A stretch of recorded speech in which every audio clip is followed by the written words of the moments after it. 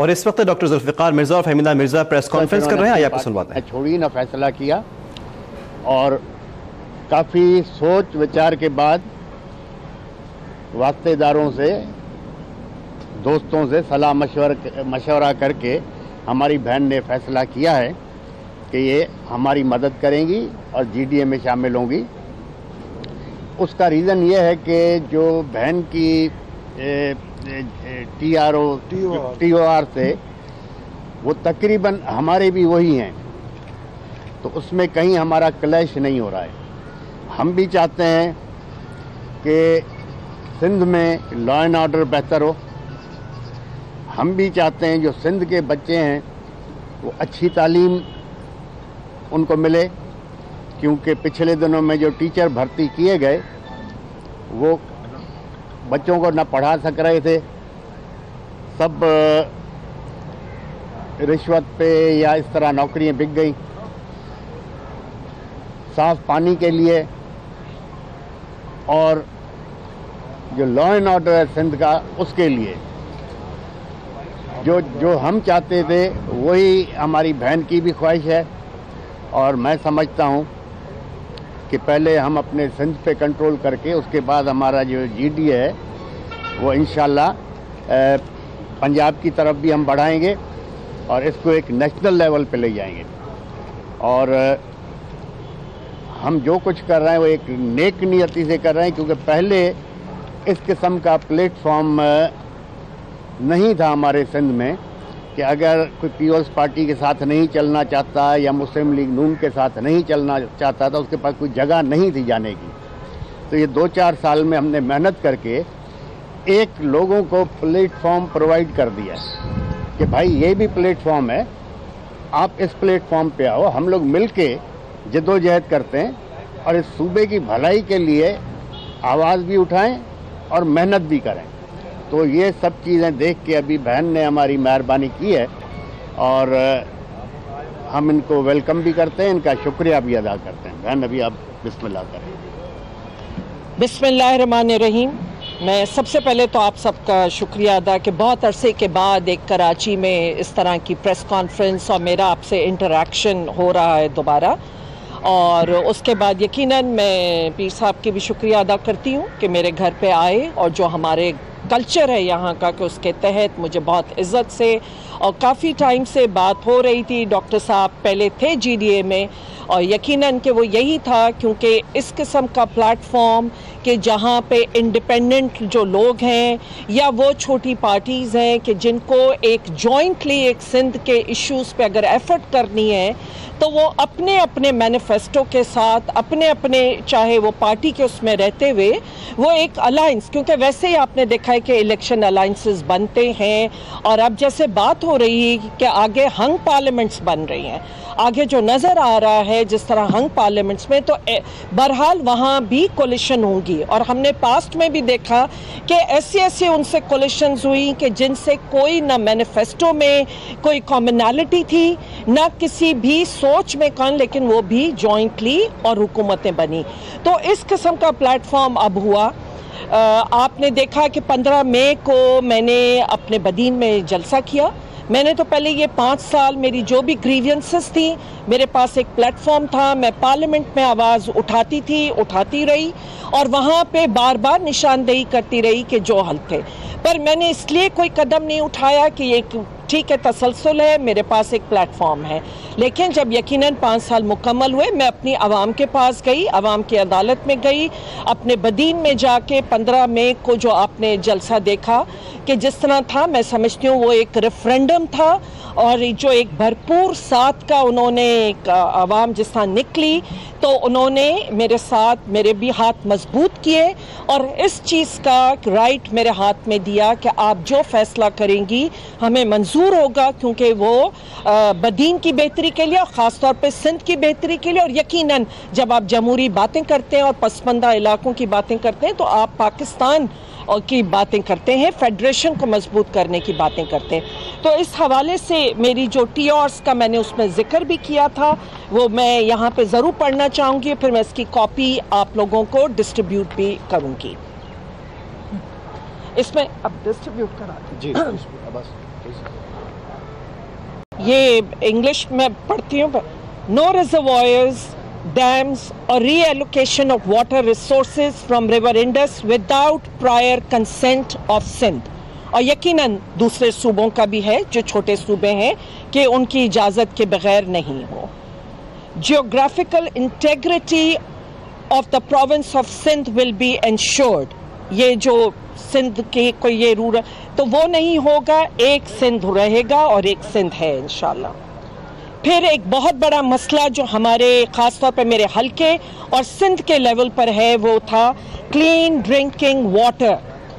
to be provided as a basic human right, special focus on water supply schemes at the Talca and UC levels in the light of recommendations made by water commission. जो हमारा water commission बना उसकी जो report आई वो यकीनन मैं जानती थी कि पानी बहुत ख़राब है, लेकिन इतना ख़राब है कि लाड़काना और ये सब जो गोटकी दादू जहाँ पे 100% पानी कंटामिनेटेड है और जिससे हमारे बच्चे जो हैं कि वो बीमारियों का शिकार हो रहे हैं, उसकी लाइट में रखते हुए मैंने सबसे पहले, क्योंकि ये बेसिक नेसेसिटी है और सबसे पहली इंसानी बुनियादी ज़रूरत है, तो उस पर फोकस किया।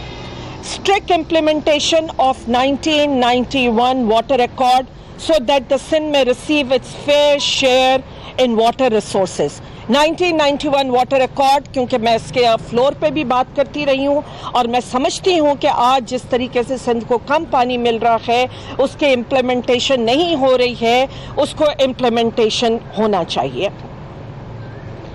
Any storage of water to be distributed equally through the province, ensuring water availability to the lowest riparians।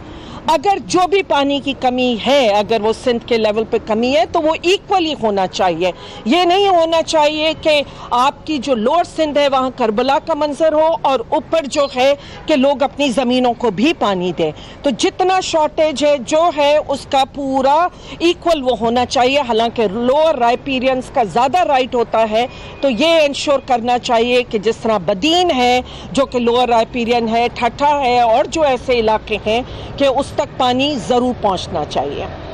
इसके बाद है आर्टिकल 37 और 38। मैंने इसका फ्लोर पे भी बात की थी। आपने देखा कि बार बार लोग जो हैं वो कॉन्स्टिट्यूशन की पासदारी की बातें करते हैं। आजकल आपने बहुत सुना होगा, पूरी आवाम को हमने एजुकेट कर दिया है कि कॉन्स्टिट्यूशन, लेकिन कॉन्स्टिट्यूशन सिर्फ चंद आर्टिकल्स पे नहीं है। कॉन्स्टिट्यूशन एक कॉन्ट्रैक्ट होता है आवाम का अपनी स्टेट के बीच में, हुकूमतों के बीच में, और उस स्टेट के अफेयर्स कैसे चलाना है उसके तहत होता है। तो आर्टिकल 37 जो कहता है promotion of social justice and eradication of social evil, और इसमें बहुत सारी क्लॉजेस हैं जिसमें जो मैं ख़ास तौर पे जो क्लॉज मेरे लिए इम्पॉर्टेंट है वो है promote special care the educational and economical interest of the backward classes or areas, thereby declare an education emergency। जैसे कि अभी पीर साहब ने बात की कि जो इस वक्त हमारे पास तालीम का हाल है, तालीम का इतना बुरा हशर है, गोस्ट स्कूल से लेके गोस्ट टीचर्स से लेके, और जहाँ यहाँ पे अगर आप वहाँ जाके देखें ना, बिल्डिंगें हैं और जितने बुरे हालात में कि हम इस सदी में 21वीं सदी में भी हमारे वहाँ बच्चे तालीम से महरूम हैं। जो मैं समझती थी कि इन 10 सालों में तालीम पे जिस तरह फोकस होगा, और हम आज बहुत आगे और 21वीं सदी में इस दौर में जब दुनिया बहुत छोटी हो गई है, बहुत कंपटीशन हो गया है, तो हमारे बच्चे भी पसमानदा इलाके कि वो बराबर के उनके खड़े होंगे, इसलिए वो नहीं हुआ और बल्कि हम बदतर हालात में चले गए। तो एजुकेशन इमरजेंसी लगाने की ज़रूरत है कि उसको इमरजेंसी बुनियादों पे एड्रेस किया जाए। और आज जैसे कि आपको पता है कि आज हमारी सेंसस में पता चला है कि 2/3 जो आपकी पॉपुलेशन है वो यूथ है, और अगर आपका यूथ इतना बड़ा यूथ जो कि अगर आप सही तरह उस यूथ को चैनलाइज नहीं करेंगे, अच्छी तालीम नहीं देंगे, तो यही यूथ आपके लिए एक ख़तरनाक वो बन सकता है, एक एम्यूनेशन के फॉर टेररिज्म बन सकता है। क्योंकि इन चीज़ों पे कि आपने अगर अपने यूथ को तालीम नहीं दी, अपने चैनलाइज नहीं किया और उनको स्ट्रीमलाइन करके आपने नौकरियां नहीं दी, तो उससे आपका वो यूथ जो इस वक्त हम देख रहे हैं कि गलत चीज़ों की तरफ जाएगा और नशे और इस किस्म की चीज़ों की तरफ जाएगा तो इस यूथ को चैनलाइज करने की ज़रूरत है। Make technical and professional education generally available. हमारे जैसे इलाके जो हैं बदीन, थर और जहाँ पे वहाँ पे टेक्निकल एजुकेशन के हवाले से इंस्टीट्यूट्स जो मेरे जब हम थे हुकूमत के एक इम्पॉर्टेंट वो थे, हमने इस पर बहुत ज़्यादा फोकस किया था कि पेट्रोलियम है, आजकल पावर प्रोजेक्ट्स लग रहे हैं, प्राइवेट सेक्टर को भी कहा जाए और हमारे जो हुकूमती लेवल पे भी ऐसे एरियाज़ होने चाहिए जहाँ पे लोगों को हम ट्रेनिंग दें, वो टेक्निकल एजुकेशन दें और नौकरियों के लिए उनको प्रिपेयर करें।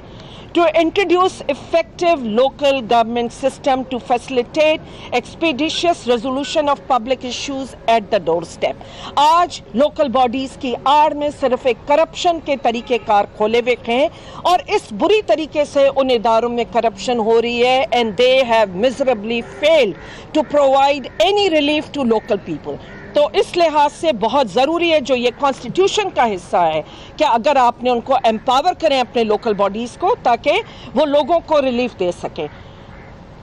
Article 38 promotion of social economic wellbeing of the people, ये वही है कि आप इकोनॉमिक एक्टिविटीज़ पैदा करें और जाहिर है कि the province of Sindh will receive due focus for enabling environment for job creation with specific attention of to human resource development catering to youth bulge.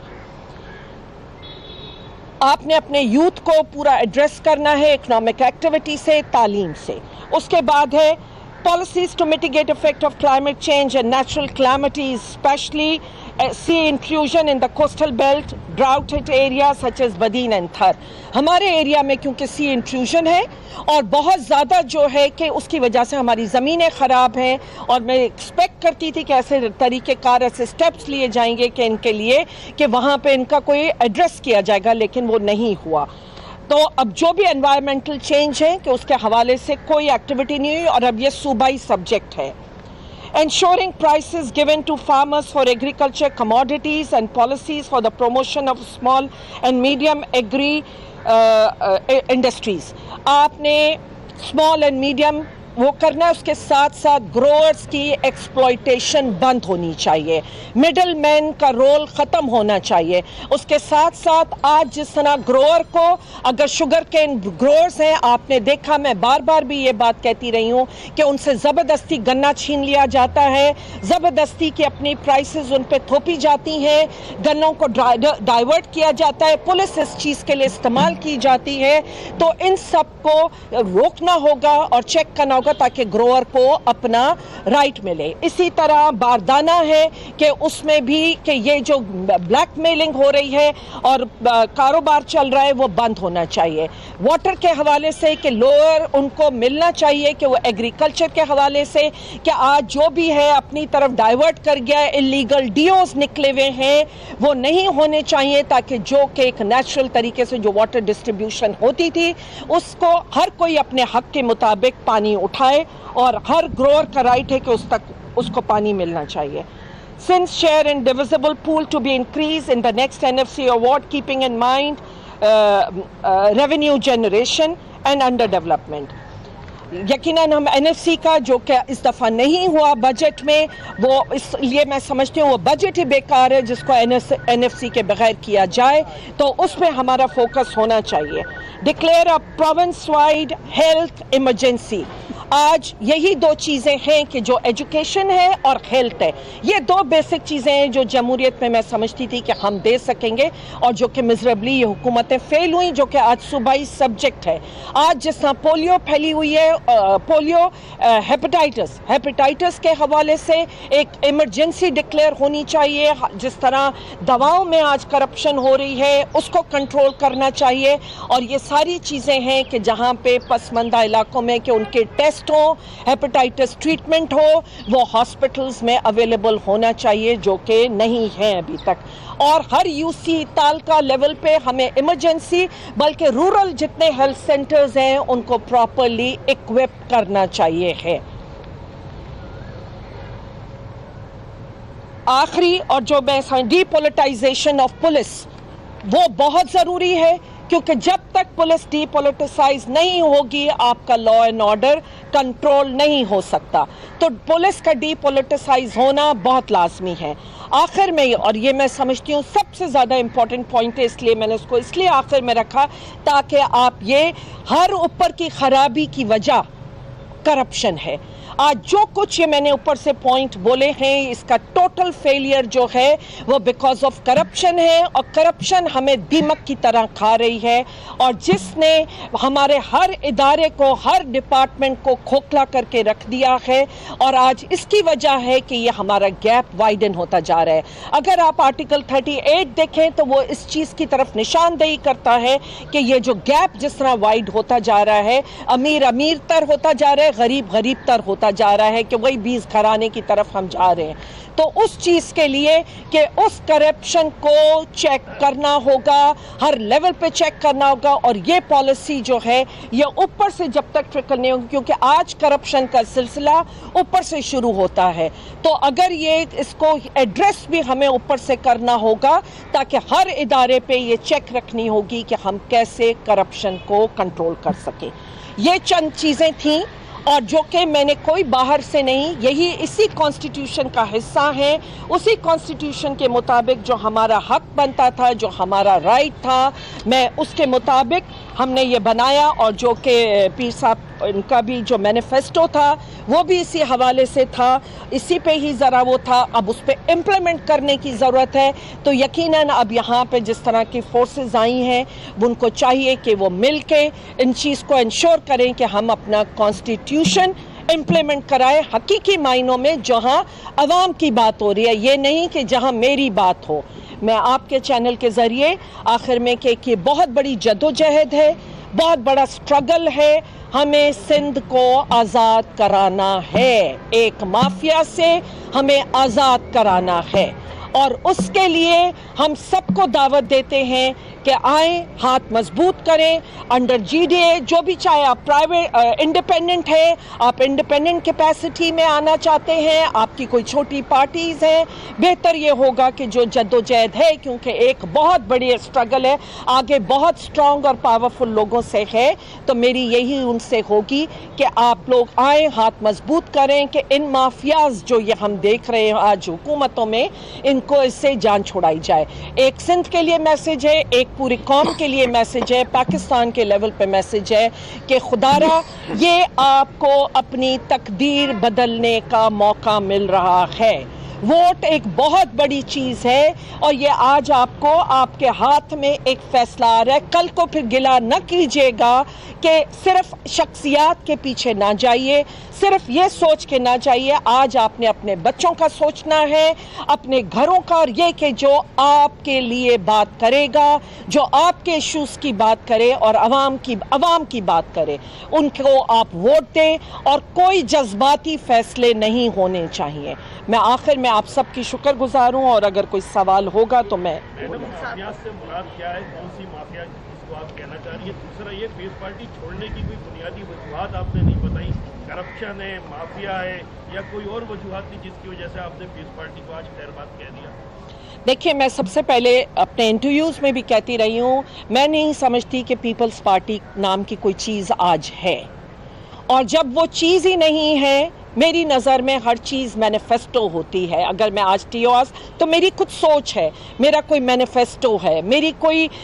मैं किस चीज़ के लिए लोगों को अट्रैक्ट कर रही हूँ। क्या मैं अपनी शख्सियत के लिए कहूँगी, या मैं अपना मैनिफेस्टो दिखाऊँगी कि ये मेरा मैनिफेस्टो है, आए इसको इम्प्लीमेंट कराएं? मैं नहीं समझती कि आज किसी किस्म के वो जो थे पीपल्स पार्टी के मैनिफेस्टोस, या था उस पर कोई 10 सालों में आपको अगर कोई काम नज़र आता है तो आप लोग मुझे बताइए। मुझे नज़र नहीं आता है, मेरे हल्के में नज़र नहीं आता। 10 साल में सिंध पीछे गया है, आगे नहीं गया। तो मेरी नज़र में ऐसी जब कोई पार्टी एग्जिस्ट नहीं करती तो छोड़ने या उसका सवाल पैदा नहीं होता। मेरा किसान से सवाल है, हुकूमत जो आई है इस تو آپ کیا سمجھتی ہیں کہ یہ غیر متنازع رہے گی ہے، اور اس کے علاوہ یہ کہ غیر جانبداری طور پر الیکشن کرا سکے گی؟ جی، میں سب سے پہلے آپ نے سندھ حکومت کا کہا، میں یہ سمجھتی ہوں کیونکہ یقیناً ان کا پاسٹ میں یہ سندھ ان کے ساتھ کام بھی کیا ہے اور رہے ہیں، ایک عہدوں پہ بھی رہے ہیں وہ ہے، تو بہرحال آج ایک فیصلہ ہے۔ میں یہ چاہتی ہوں اور میں یہ میسج یہاں سے دوں گی آپ کے چینل کہ ہم سب کی نظر رہے گی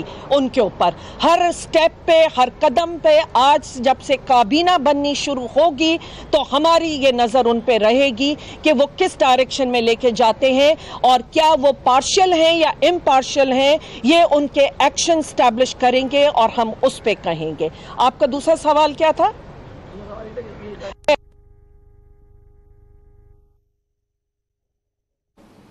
اور آپ نے دیکھا کہ اس وقت ڈاکٹر فہمیدہ مرزا، ڈاکٹر ذوالفقار مرزا کراچی میں اس وقت پریس کانفرنس کر رہے تھے۔ پریس کانفرنس کرتے ہوئے فہمیدہ مرزا نے کہا کہ میں پیر صاحب کا شکریہ ادا کرتی ہوں کہ میرے گھر پر آئے، اور انہوں نے کہا کہ اس قسم کا پلیٹ فارم جہاں لوگ آزاد ہیں وہ ایک اتحادی بن سکتے ہیں۔ انہوں نے بات کرتے ہوئے کہا کہ 15 مئی کو میں نے بدین میں جلسہ کیا تھا، آپ نے دیکھا کہ 5 مئی کو میں نے جلسہ کیا، اور انہوں نے یہ بھی کہا کہ میں پارلیمنٹ میں ہمیشہ معاملات کو اٹھاتی رہی ہوں، اور جی ڈی اے کا دائرہ کار پنجاب تک بڑھایا جائے، یہ بھی انہوں نے مطالبہ کیا آج، اور کراچی کے مسائل کے حوالے سے بھی انہوں نے بات کی۔